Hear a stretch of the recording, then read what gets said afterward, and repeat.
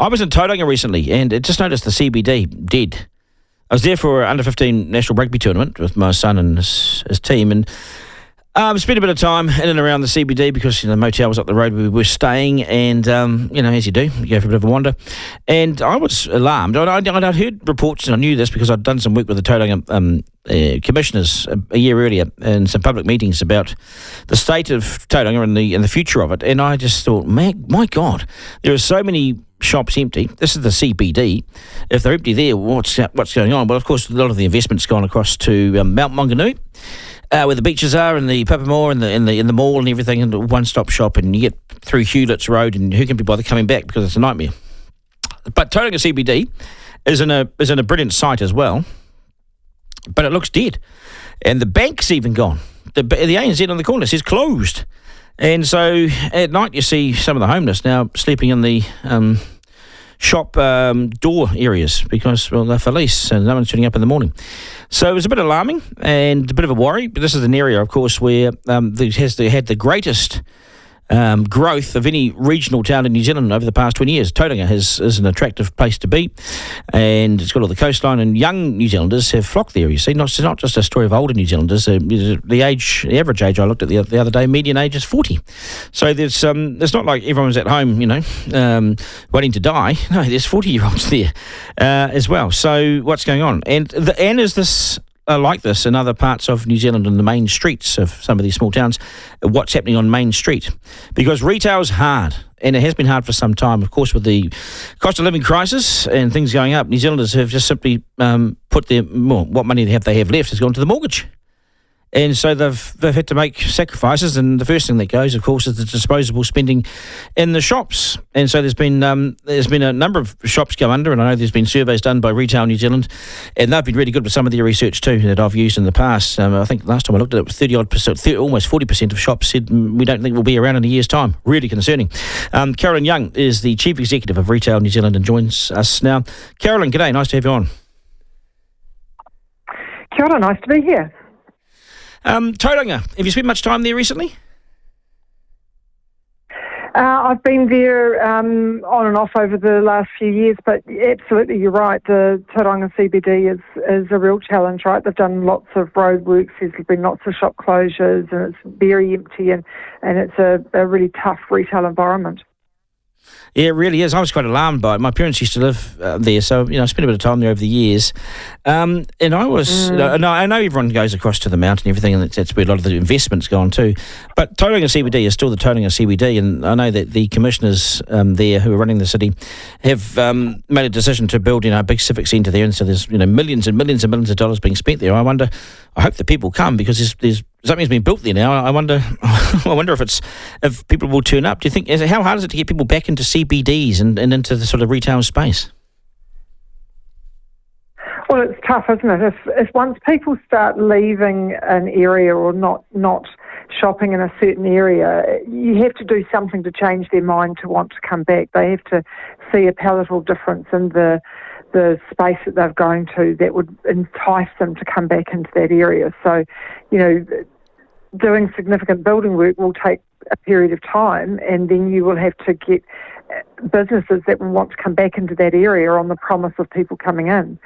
So as we know, there's a number of shopping malls, and as you mentioned in your intro, in the mountain and the outer Tauranga region, and they're very popular and people go into those areas. But what can the council do to bring people back right into that CBD and make it a thriving hub and a centre? Because as you say, there's a lot of young people that are there, and it's a growth city and it's grown a lot. So, it'd be really important to see some better development in the CBD. Yeah, I wonder if it's grown so much that to its detriment, because it's grown out. So Tauranga spreads out now, so it takes a long time to get through, the city. It's become quite a big city. So it grows out, so all the houses are on the outskirts there. So then the malls start to set up on the outskirts, or those big sort of shopping venue centres, those big sort of, the corner areas where there might be 20 shops or whatever. And so people don't go into the CBD in the weekend or the afternoon because they've got something local. And I wonder, that doesn't help, does it? No, you have to have something that's going to draw people in, whether it's an event or activities or, some prime stores that would bring people in, some great restaurants.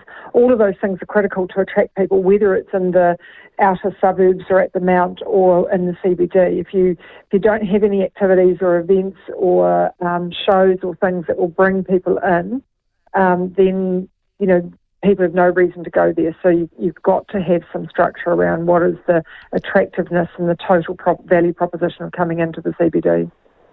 What does, you would have done lots of research on this, but also your knowledge from the past, but, when a place loses some of its, big stores and it becomes, filled with some of the more, not unsavoury stores, but some of the sort of, $2 shop type stuff. And if you look at Avondale in Auckland, for instance, I used to live close to there. There's not much retail offering around there because everyone's the same. It's sort of, it hasn't really ever received a decent scrub up and paint job. And so as a result, you get what you get, which is pretty low grade and sort of, downtrodden.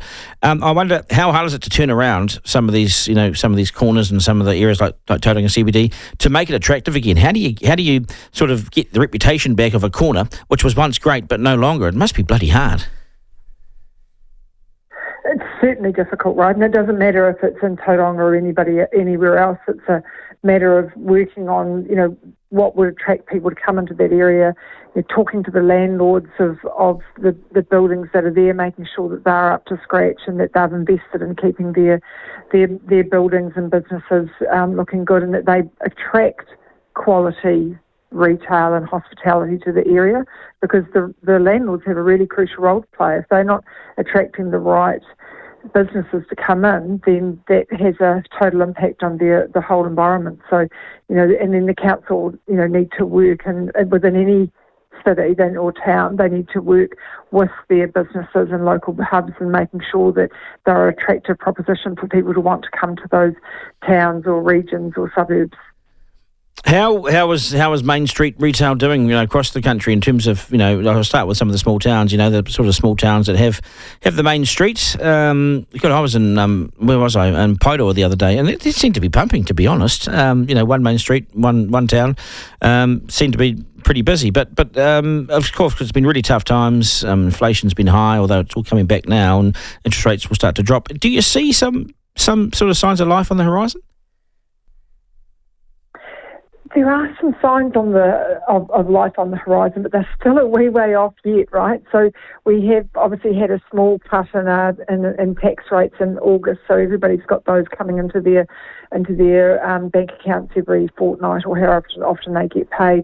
We've got interest rates starting to drop now, but we'll need to build consumer confidence. We will need to see the Reserve Bank Governor, follow through on those promises of those consistent drops in the OCR over the next 3 or 4 meetings, so that way people start to see more drops in interest, and that hopefully when people are resetting their mortgages, they'll be at a lower rate than what they're currently at, and that will give people some confidence that they will have some disposable income. Consumer confidence is critical, right? And so if we don't have consumer confidence, they're not going to be going to the shops and they're not going to be spending. So getting that confidence in consumers and general businesses. So consumers need to know, I will have my job next week and I'm confident that I'll have it next month and the month after that. There is, in certain towns, there are certain lots of restructures and redundancies that are happening. And that adds to that, difficult consumer confidence environment that we've got at the moment.